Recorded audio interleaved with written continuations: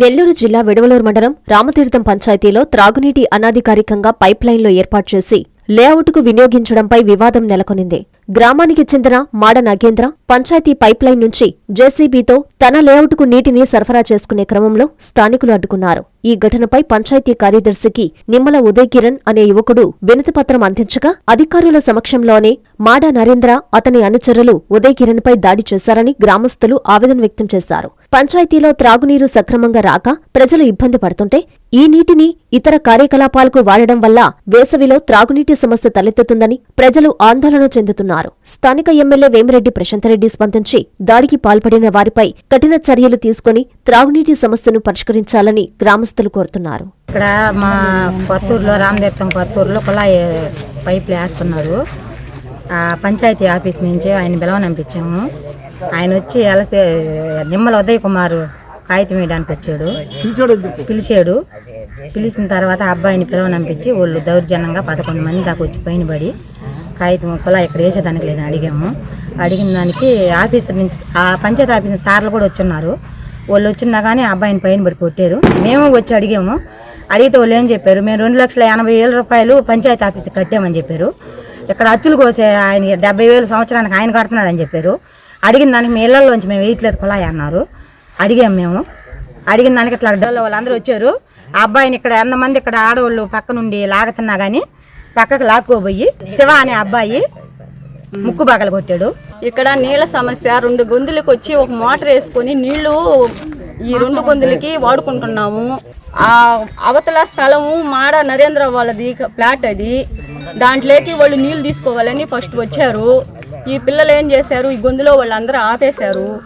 ఆపేస్తే వాళ్ళు మేము పంచాయతీ సెక్రటరీకి డబ్బులు కట్టాము, మిమ్మల్ని వేసుకోమన్నారు అని చెప్పారు. పంచాయతీ సెక్రటరీకి ఫోన్ చేశాము. ఫోన్ చేస్తే ఆయన ఏం చెప్పాడు, మీకు ప్రాబ్లం అయితే నేను వచ్చి ఏదో ఒకటి చేస్తానన్నాడు. అట్లా కాదయ్యా, మీరు ముందు వచ్చి చూసి అమ్మను మాకు వాళ్ళని వేసుకొనిండి అని మేము చెప్పాము. సరే వస్తామమ్మా అన్నారు. వాళ్ళు రాలా. పొక్లీని పెట్టి కాలువ తీసేశారు. తీసేసిన తర్వాత మేము ఆపేయండి సార్ అని వాళ్ళకే చెప్పాము. వాళ్ళు ఆపేశారు. తెల్లారి మళ్ళీ ఫోన్ చేసాము, రాండి అయ్యా ఇట్లా జరుగుతుంది, మీరు వచ్చి ఆపండి అంటే వస్తామమ్మా మేము వస్తామని చెప్పారు. అందరూ చాలామంది చేశారు, ఈ గ్రామస్తులు అందరూ చేశారు. వస్తాము మేము అని అన్నారు. రాలా. తర్వాత వాళ్ళు ఆ రాత్రికి రాత్రే ఇట్లాగా పైప్ లైన్ వేసేసుకున్నారు. వాళ్ళ ఇళ్లలో వాళ్ళు 10 మంది వచ్చి నిలబడుకొని పైప్ లైన్ వేసేసుకున్నారు. అప్పుడు కూడా మేము గొడవకు పోలా, గ్రామస్తులు కానీ పిల్లలు కానీ ఎవరు గొడవలకు పోలా. తెల్లారి మేము పంచాయతీ సెక్రటరీకి ఫోన్ చేస్తే మేము వస్తున్నాము, మేము ఏదో ఒకటి మాట్లాడతాము అని 11 గంటలు 12 గంటలకు వచ్చారు. వచ్చి వాళ్ళు ఒక 10 మంది వచ్చి కూర్చున్నారు. ఈ ఊళ్ళో వాళ్ళు అందరూ పనులకి బాటలకి వెళ్ళిపోతారు. అందరూ ఎవరి పాటికి వాళ్ళు వెళ్ళిపోయినారు. 4-5 పిల్లలు ఉన్నారు, నేను ఉన్నాను. పిలిచారు మమ్మల్ని, వచ్చాము. అది అర్జీ రాసుకొని సార్ వాళ్ళకి ఇస్తాము, ఎందుకు గొడవలు అని చెప్పి అర్జీ ఎత్తుకొని వచ్చారు. ఇక్కడ పెద్ద మనుషులు ఉన్నారు,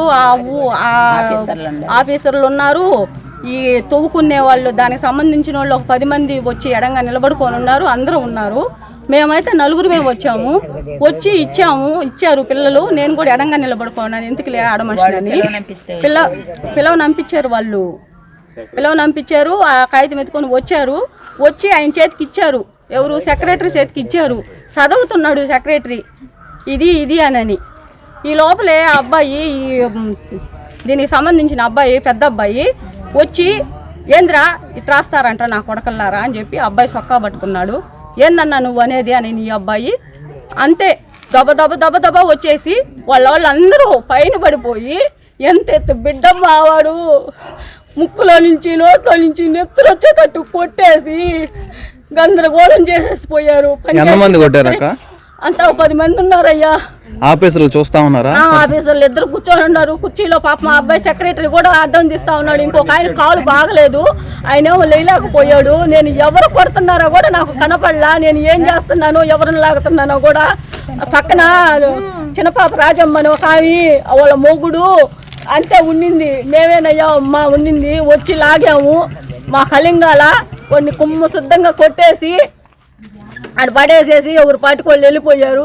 ఆ బిడ్డని హాస్పిటల్లో చేర్చుకున్నాము. ఆ ముక్కు చూస్తే ప్లాచర్ అయిందంట. చదువుకునే బిడ్డ, వాడు డిగ్రీ చదువుతున్నాడు. వాళ్ళకి ఏం లేదు, వాళ్ళ అమ్మ లేదు, వాళ్ళ అమ్మకు బాగలేక హాస్పిటల్లో ఉంది. వాళ్ళ నాన్న పనికి పోయినాడు, పనికి పోయి తెచ్చుకొని తినాలా వాళ్ళు. ఇట్లా చేశారు మమ్మల్ని. ప్రశాంతమ్మ, నువ్వు దయచేసి మాకు న్యాయం చేయమ్మా. మేము ఎవరిని అనాలని చెప్పడం వల్ల మాకు వచ్చి మీరు ఎవరినైనా పంపించి ఇది న్యాయమా అన్యాయమా అనేది చూసి మీరు మాకు చేయాల్సింది చేయండి అమ్మా. మీరు దయచేసి మామూలుగా ఇప్పుడు దాకా ఏంటంటే ఉన్న కాడకు వాడుకుంటేనే మాకు బాగుంటుంది. ఇంకా రాబోయే రోజులు ఎండాకాలం 1 గంట 2 గంటల మాట ఉదయం వచ్చిన నీళ్ళే మేము పొద్దులొస్తాం వాడుకోవాలా.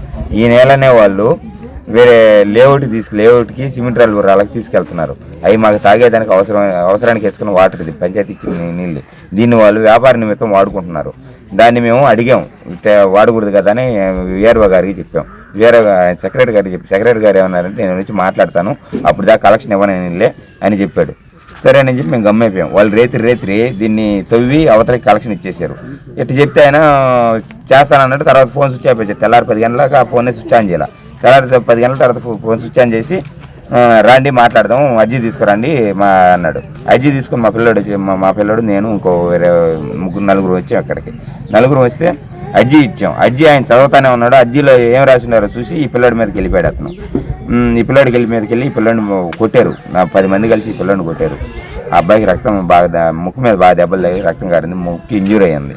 అతను హాస్పిటల్లో ఉన్నాడు సార్. కాంచీపురం పెరుమాళ్ సిల్క్స్ మీ పెళ్లికి మా శుభ కానుక. పెళ్లి పవిత్రమైన శుభ సందర్భం. ఆ రోజున ప్రతి అంగి, ప్రతి చీర మీ కలల మాదిరిగానే ప్రత్యేకంగా చూడాలి. కంచి పట్టు చీరలు ఒక్కో నూలు పోగుతో అద్భుతమైన సంప్రదాయాన్ని, రాజసాన్ని నేసిన నెమలి రెక్కల వంటి అందమైన చీరలు. ఖచ్చితమైన కంచి శైలి కోసం కంచి వెళ్లాల్సిన పని లేదు. మీరు కోరుకునే అసలైన అపురూపమైన కంచి చీరలు ఇప్పుడు కాంచీపురం పెరుమాళ్ సిల్క్స్ లో 1+1 మగ్గం ఫోల్డ్ పట్టు శారీస్ 900, 1+1 సాఫ్ట్ సిల్క్ పట్టు శారీస్ 2500, 1+1 సాముద్రిక పట్టు శారీస్ 3500, 3 కంచి పట్టు శారీస్ 4500, 3 సిల్వర్ జరీ పట్టు శారీస్ 5000, 1+1 డిజైనర్ మగ్గం బ్లౌజ్ వర్క్ పట్టు sarees 6000. Partywear dresses, crop tops, 3 pieces dresses మరియు డ్రెస్ మెటీరియల్ పై అప్ టు 30% వరకు స్పెషల్ డిస్కౌంట్. మీ జీవితంలో జరిగే మధురమైన పెళ్లికి అసలైన కంచి సంప్రదాయం మీ సొంతం చేసుకోండి. Kanchipuram Perumal silks, women, men, kids, Annamayya circle, Nellore. Finally, Lord, please subscribe to N3 TV.